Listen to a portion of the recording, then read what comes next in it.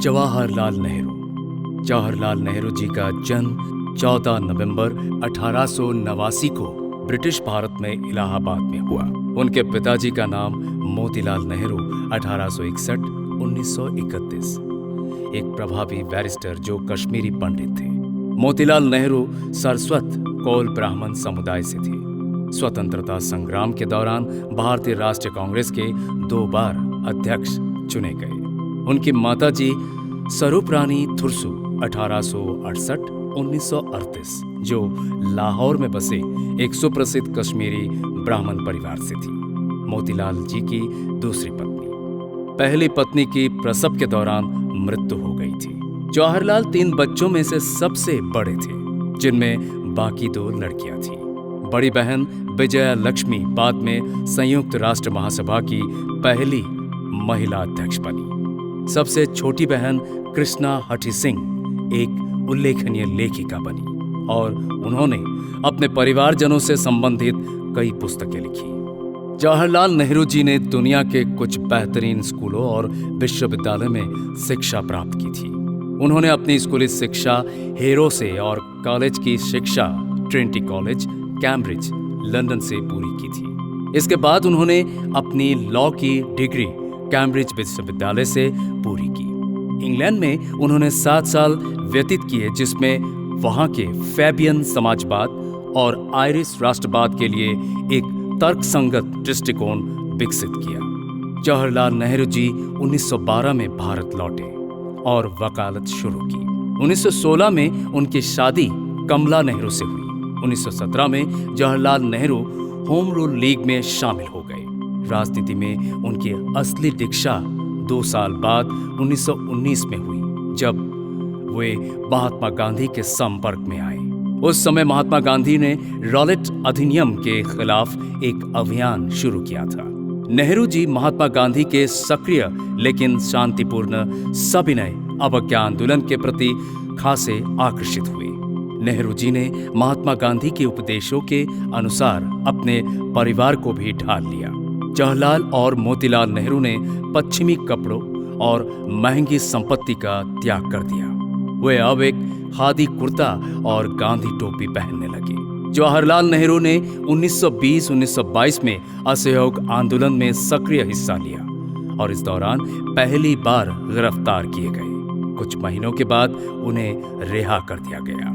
जवाहरलाल नेहरू जी भारत के प्रथम प्रधानमंत्री थे और स्वतंत्रता पूर्व पश्चात भारतीय राजनीति में केंद्रीय व्यक्तित्व थे। महात्मा गांधी के संरक्षण में वे भारतीय स्वतंत्रता आंदोलन के सर्वोच्च नेता के रूप में उभरे और उन्होंने 1947 में भारत के एक स्वतंत्र राष्ट्र के रूप में स्थापना से लेकर 1964 तक अपने निधन तक भारत का शासन किया। वे आधुनिक भारतीय राष्ट्र राज्य एक संप्रभु, समाजवादी, धर्मनिरपेक्ष और लोकतांत्रिक गणतंत्र के वास्तुकार माने जाते हैं। कश्मीरी पंडित समुदाय के साथ उनके मूल की वजह से वे पंडित नेहरू भी बुलाए जाते थे, जबकि भारतीय बच्चे उन्हें चाचा नेहरू के रूप में जानते हैं। स्वतंत्र भारत के प्रथम प्रधानमंत्री का पद संभालने के लिए कांग्रेस द्वारा नेहरू निर्वाचित हुए। यद्यपि नेतृत्व का प्रश्न बहुत पहले 1941 में ही सुलझ चुका था, जब गांधी जी ने नेहरू को उनके राजनीतिक वारिस और उत्तराधिकारी के रूप में आविष्कार किया। प्रधानमंत्री के रूप में वे भारत के सपने को साकार करने के लिए चल पड़े। भारत का संविधान 1950 में अधिनियम हुआ, जिसके बाद उन्होंने आर्थिक, सामाजिक और राजनीतिक सुधारों के एक महत्वाकांक्षी योजना की शुरुआत की। मुख्यतः एक बहुवचनी बहुदलीय लोकतंत्र को पोषित करते हुए उन्होंने भारत के एक उपनिवेश से गणराज्य में परिवर्तन होने का पर्यवेक्षण किया। विदेश नीति में भारत को दक्षिण एशिया में एक क्षेत्रीय नायक के रूप में प्रदर्शित कर निरपेक्ष आंदोलन में एक अग्रणी भूमिका निभाई। नेहरू जी के नेतृत्व में कांग्रेस राष्ट्रीय और राज्य स्तरीय चुनावों में प्रभुत्व दिखाते हुए और 1951 से 1957 और 1962 के लगातार चुनाव जीतते हुए एक सर्वग्रहण पार्टी के रूप में उभरी। उनके अंतिम वर्षों में राजनीतिक संकटों और 1962 के चीनी भारत युद्ध में उनके नेतृत्व की असफलता के बाद भी वे भारत में लोगों के बीच लोकप्रिय बने रहे। भारत में उनका जन्मदिन बाल दिवस के रूप में मनाया जाता है। जवाहरलाल नेहरू जी 1924 में इलाहाबाद नगर निगम के अध्यक्ष चुने गए और उन्होंने शहर के मुख्य कार्यकारी अधिकारी के रूप में 2 वर्षों तक सेवा की। 1926 में उन्होंने ब्रिटिश अधिकारियों से सहयोग की कमी का हवाला देकर त्यागपत्र दे दिया। 1926 से 1928 तक जवाहरलाल नेहरू जी ने अखिल भारतीय कांग्रेस समिति के महासचिव के रूप में सेवा की। 1928 से 1929 में कांग्रेस के वार्षिक सत्र का आयोजन मोतीलाल नेहरू की अध्यक्षता में किया गया। उस सत्र में जवाहरलाल नेहरू जी और सुभाष चंद्र बोस ने पूरी राजनीतिक स्वतंत्रता की मांग का समर्थन किया, जबकि मोतीलाल नेहरू और अन्य नेताओं ने ब्रिटिश साम्राज्य के भीतर ही प्रभुत्व संपन्न राज्य का दर्जा पाने की मांग का समर्थन किया। मुद्दे को हल करने के लिए गांधी ने बीच का रास्ता निकाला और कहा कि ब्रिटेन को भारत के राज्य का दर्जा देने के लिए 2 साल का समय दिया जाएगा और यदि ऐसा नहीं हुआ तो कांग्रेस पूर्ण राजनीतिक स्वतंत्रता के लिए एक राष्ट्रीय संघर्ष शुरू करेगी। नेहरू जी और बोस ने मांग की कि इस समय को कम करके 1 साल कर दिया जाए। ब्रिटिश सरकार ने इसका कोई जवाब नहीं दिया। दिसंबर 1929 में कांग्रेस का वार्षिक अधिवेशन लाहौर में आयोजित किया गया, जिसमें जवाहरलाल नेहरू जी कांग्रेस पार्टी के अध्यक्ष चुने गए। इसी सत्र के दौरान एक प्रस्ताव भी पारित किया गया, जिसमें पूर्ण स्वराज की मांग की गई।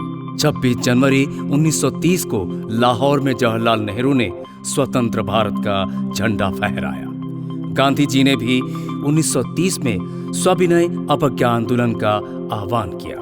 आंदोलन खासा सफल रहा और इसने ब्रिटिश सरकार को प्रमुख राजनीतिक सुधारों की आवश्यकता को स्वीकार करने के लिए विवश कर दिया।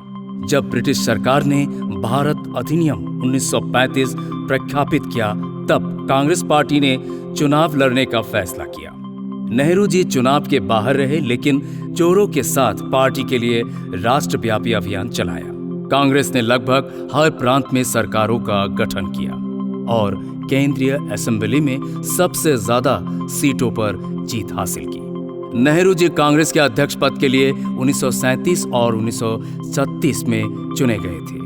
उन्हें 1942 में भारत छोड़ो आंदोलन के दौरान गिरफ्तार भी किया गया और 1945 में छोड़ दिया गया। 1947 में भारत और पाकिस्तान की आजादी के समय उन्होंने ब्रिटिश सरकार के साथ हुई वार्ताओं में महत्वपूर्ण भागीदारी की। सन 1947 में भारत को आजादी मिलने पर जब भावी प्रधानमंत्री के लिए कांग्रेस में मतदान हुआ तो सरदार वल्लभ भाई पटेल को सर्वाधिक मत मिले। उसके बाद सर्वाधिक मत आचार्य कृपलानी को मिले थे, किंतु गांधी जी के कहने पर सरदार पटेल और आचार्य कृपलानी ने अपना नाम वापस ले लिया और जवाहरलाल नेहरू को प्रधानमंत्री बनाया गया। 1947 में वे स्वतंत्र भारत के पहले प्रधानमंत्री बने। अंग्रेजों ने करीब 500 देसी रजवाड़ों को एक साथ स्वतंत्र किया था और उस समय सबसे बड़ी चुनौती थी उन्हें एक झंडे के नीचे लाना। उन्होंने भारत के पुनर्गठन के रास्ते में उभरी हर चुनौती का समझदारी पूर्वक सामना किया। जवाहरलाल नेहरू ने आधुनिक भारत के निर्माण में महत्वपूर्ण भूमिका अदा निभाई। उन्होंने योजना आयोग का गठन किया, विज्ञान और प्रौद्योगिकी के विकास को प्रोत्साहित किया और 3 लगातार पंचवर्षीय योजनाओं का शुभारंभ किया। उनकी नीतियों के कारण देश में कृषि और उद्योग का एक नया युग शुरू हुआ। नेहरू जी ने भारत की विदेश नीति के विकास में एक प्रमुख भूमिका निभाई। जवाहरलाल नेहरू जी ने जोसेफ बरोज, टीटो और अब्दुल गमाल नासिर के साथ मिलकर एशिया और अफ्रीका में उपनिवेशवाद के खात्मे के लिए एक गुट निरपेक्ष आंदोलन की रचना की। वो कोरिया युद्ध का अंत करने, खेज नहर विवाद सुलझाने और कोंगो समझौते को मूर्त रूप देने जैसे अन्य अंतर्राष्ट्रीय समस्याओं के समाधान में मध्यस्थ की भूमिका में रहे। पश्चिम बर्लिन, ऑस्ट्रिया और लाओस के जैसे कई अन्य विस्फोटक मुद्दों के समाधान में पर्दे के पीछे रहकर भी उनका महत्वपूर्ण योगदान रहा। उन्हें वर्ष 1955 में भारत रत्न से सम्मानित किया गया। लेकिन नेहरू जी पाकिस्तान और चीन के साथ भारत के संबंधों में सुधार नहीं कर पाए। पाकिस्तान के साथ एक समझौते तक पहुंचने में कश्मीर मुद्दा और चीन के साथ मित्रता में सीमा विवाद रास्ते के पत्थर साबित हुए।